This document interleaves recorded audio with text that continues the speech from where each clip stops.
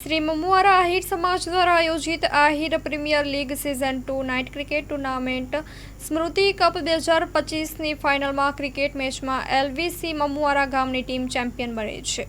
ભુજ તાલુકાના મમુઆરા ગામે સ્મૃતિ night cricket ટૂર્નામેન્ટની ફાઇનલમાં એલવીસી ટીમ મમુઆરા અને કિસાન અટલનગર ગામની ટીમ વચ્ચે ખેલાઈ હતી, જેમાં એલવીસી મમુઆરા ગામની ટીમ ચેમ્પિયન બની હતી। મમુઆરાના ડીજે ગ્રાઉન્ડમાં ફાઇનલ મેચ યોજાઈ હતી। ટૂર્નામેન્ટ દાતાશ્રી દ્વારા ખૂબ મોટો સહયોગ આપ્યો હતો। ગામના તેમજ આજુબાજુના તમામ દાતાશ્રીઓનું ગ્રામજનોએ વિશિષ્ટ સન્માન કર્યું હતું।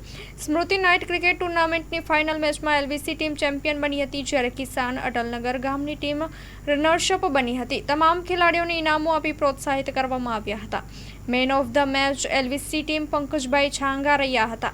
ભવ્ય આતશબાજી સાથે ફાઇનલ મેચ સંતો, મહંતો અને રાજકીય સામાજિક અગ્રણીઓના હસ્તે ટોસ ઉછાળી ફાઇનલ મેચ શરૂ કરવામાં આવી હતી। ઉપસ્થિત કચ્છ સાંસદ વિનોદભાઈ ચાવડા, કચ્છ જિલ્લા ભાજપ પ્રમુખ દેવજીભાઈ વરચંદ, કચ્છ જિલ્લા અંજાર ધારાસભ્ય ત્રિકમભાઈ છાંગા, પંચાયત પ્રમુખ જનકસિંહ જાડેજા, ગોવર્ધન આહિર કન્યા વિદ્યાલય પ્રમુખ ત્રિકમભાઈ આહિર, ભુજ તાલુકા પંચાયત પ્રમુખ વિનોદભાઈ વારસાણી, મસરૂભાઈ રબારી, લોડાઈ આહિર સમાજ લોડાયા વઈ પ્રમુખ ભરુભાઈ બતા, સુરેશભાઈ છાંગા, આહિર સમાજ અગ્રણી ઉદ્યોગપતિ હરિભાઈ જાટિયા, આહિર સમાજ અગ્રણી ઉદ્યોગપતિ સતીશભાઈ છાંગા, અશોકભાઈ જાટિયા, મમુઆરા ગામના સરપંચ ગોકુલભાઈ જાટિયા, પૂર્વ સરપંચ સરમણભાઈ જાટિયા તેમજ ગામ અને આજુબાજુમાંથી મોટી સંખ્યામાં ગ્રામજનો નાઇટ ક્રિકેટ ફાઇનલમાં દર્શકો નિહાળી હતી। આભાર વિધિ સતીશભાઈ છાંગા અને નાઇટ ક્રિકેટ ટુર્નામેન્ટમાં કોમેન્ટ્રી તરીકે લખમણભાઈ જાટિયા, પિન્ટુભાઈ માતાએ સેવા આપી હતી। Story report by Ranabhai Ahir, Bhuj, Kutch. ગૌ માતા માટે ક્રિકેટનું આયોજન 107 ટીમ અને ત્યાં પણ મેં પૂછ્યું એટલે 50 લાખ રૂપિયા અત્યાર સુધી માત્ર ગૌ માતાના કાર્ય માટે જે છે કે ત્યાં ક્રિકેટના માધ્યમથી મળ્યા છે।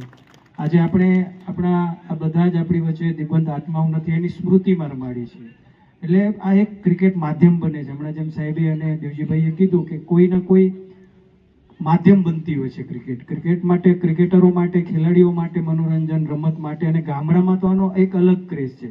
આપણે તહેવારોની ઉજવણી કરવી પડે તો રાહ જોવી પડે, ક્રિકેટની ઉજવણી એક તમને મજા આવે ત્યારે તમે એનું આયોજન કરી દો, એક પ્રકારનો તહેવાર બની જાય અને 1 મહિનો સુધી સૌ લોકો આનંદ લેતા હોય છે।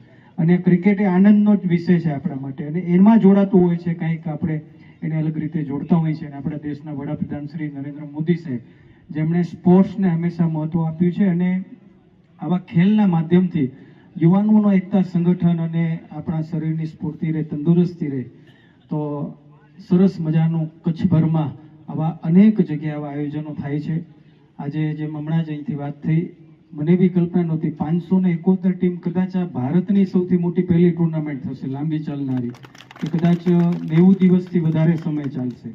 અને હવે તો હજી ના પાડવી પડે છે કે હવે ભાઈ પાછું ચોમાસું આવી જશે, એટલે આપણે બધા ખૂબ જ ક્રિકેટના માધ્યમથી જે છે કે આપણે માત્ર એક નિમિત્ત બનતું હોય છે, બાકી તો આપણે કાર્ય કરવા માટે, સેવાકીય પ્રવૃત્તિઓ કરવા માટે, એ ધાર્મિક કાર્ય હોય, ગૌ માતા માટે હોય, કોઈની સ્મૃતિમાં હોય, એજ્યુકેશનમાં હોય, આરોગ્યમાં હોય, તો બધા સાથે મળી કરીને એ કાર્યમાં આગળ વધી હું બિરદાવું છું।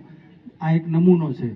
આપણે ડીએમએફની ગ્રાન્ટમાંથી ત્યાં બી મેં 10 લાખ રૂપિયા જાહેર કર્યા અને ગોકુળભાઈ સરપંચને આગેવાનો આવ્યા હતા ત્યારે આ જ એક સાહેબ ડીએમએફમાંથી આપણે એક આ પહેલું મમુઆરાને જે અર્પણ કર્યું છે, એવા 100 ગ્રાઉન્ડ આપણે બનાવવા છે કચ્છમાં ખેલાડીઓ માટે, અને 100 ગ્રાઉન્ડ માટે ડીએમએફમાંથી કલેક્ટર સાહેબ જોડે મેં વાત કરી કે પહેલી પ્રાયોરિટીના 100 ક્રિકેટના ગ્રાઉન્ડો આપણે કચ્છને આપવાના છે। મોદી સાહેબ હંમેશા સ્પોર્ટ્સને અને યુવાનોને, ખેલકૂદને મહત્વ આપતા હોય, આપણે બધા જનપ્રતિનિધિ નિમિત્ત બનતા હોય છે, અને સાથે મળી કરીને આપણે બધા ખૂબ સારી રીતે બંને ટીમને પણ હું બિરદાવું છું, અભિનંદન આપું છું। અને હજી આમાં ખૂટતું હોય તો 10-15 લાખ રૂપિયા સરપંચ લખાવી જાજો, હજી 15 લાખ રૂપિયા તમારા ભાગના પડ્યા છે તો હજી લખાવી જાજો, તો એમાં હજી વધારે એક આવો સેટ સાઈડમાં બની જાય તો એક બાજુ ફેર એ નવામાં આપી દઈએ ને સાહેબ, એમાં 10 લાખ રૂપિયા સાહેબ ના છે એટલે 25 લાખ રૂપિયા આપી દેશો અમે બે ભેગા થઈ, 25 લાખ આપી દઈએ થઈ જાય। ચલો, સૌનો આભાર, ધન્યવાદ। મિત્રો, રમત નું જીવનમાં ખૂબ મહત્વ છે।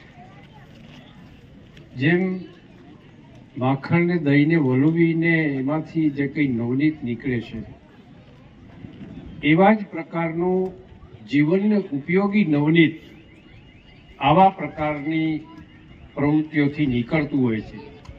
કે જે નવનીત એકતાની સ્વરૂપનું હોય, જે નવનીત સહકારના સ્વરૂપનું હોય, જે નવનીત સંપના સ્વરૂપનું હોય, જે નવનીત શારીરિક અને માનસિક સ્વસ્થતા માટેનું હોય, અનેક પ્રકારનું નવનીત આવા પ્રકારની પ્રવૃત્તિઓમાંથી નીકળતું હોય છે.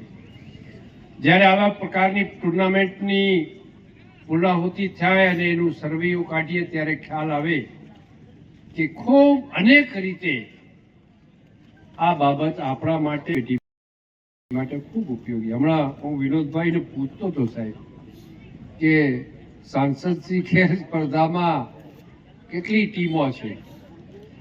સાહેબ કે શરૂઆતમાં 511 હતી, પછી એમાં 60 બીજી ઉમેરાડી, હજી વેઇટિંગ છે પણ હવે રમાડવાનું સમય નથી. એટલે આપણામાં કચ્છીમાં કહેવત છે ને, પથારી કે પેલો થઈ રહી છે, જો ટુર્નામેન્ટ પૂરી કરવા જાય ચોમાસું આવી જાય. સાહેબ આવા પ્રકારની લોક જાગૃતિ આવા કાર્યક્રમોથી ઊભી થાય છે. એનું આ દૃષ્ટાંત છે કે આદરણીય વિનોદભાઈએ જ્યારે શરૂઆત કરી, પહેલા વર્ષે કેટલી ટીમ હતી, વધારો થયો, બીજે વર્ષે વધારો થયો, વધતા વધતા આજે 571 ટીમો એમાં ભાગ લે છે. તમારે આ ટુર્નામેન્ટ છે તો 102 ટીમો આ સ્પર્ધામાં મિત્રો ભાગ લે છે. એ જ બતાવે છે કે આપણે આ પ્રકારની પ્રવૃત્તિ માટે કેટલા જાગૃત થયા છે.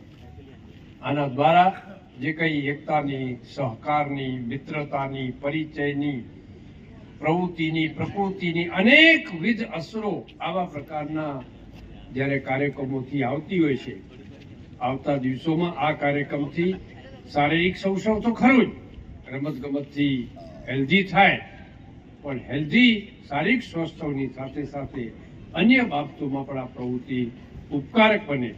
અને આવતા દિવસોમાં રમતગમતના ક્ષેત્રની સાથે સાથે સમાજ જીવનના દરેક ક્ષેત્રમાં આને સીધી અસર વર્તાશે, ચોક્કસ પડે છે. અને એ જ આ ટુર્નામેન્ટની ફલશ્રુતિ છે. આજના દિને આપ સૌએ ખૂબ પરિશ્રમ કર્યું, આખી ટુર્નામેન્ટનું સંચાલન કર્યું, સફળતાપૂર્વક સંચાલન કર્યું, અને રમતગમત વિવાદ વગર સંપન્ન થાય એ સાહેબ નાની વાત નથી, એ ખૂબ મોટી વાત છે.